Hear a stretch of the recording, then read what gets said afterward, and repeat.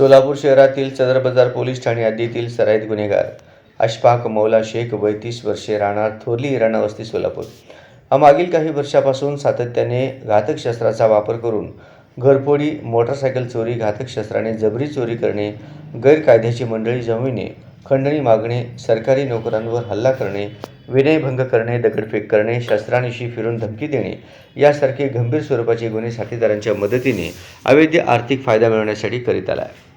त्याच्या विरुद्ध अशा प्रकारे गंभीर स्वरूपाचे एकूण 12 गुन्हे सोलापूर शहरात दाखल आहेत. त्याच्या या गुन्हेगारी कृत्यामुळे सोलापूर शहरातील नागरिकांचे दैनंदिन जीवन विस्कळीत होऊन सार्वजनिक सुव्यवस्थेस बाधा निर्माण झाली आहे.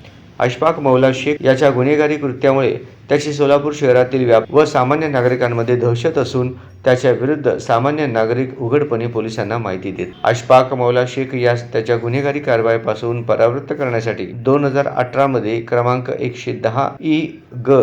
नुसार महाराष्ट्र पोलीस अधिनियम अन्वये प्रतिबंधक कारवाया करण्यात आल्या होत्या.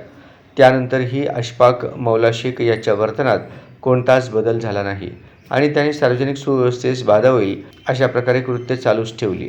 त्यामुळे त्यास येरवडा कारागृह पुणे येथे दाखल करण्यात आले आहे.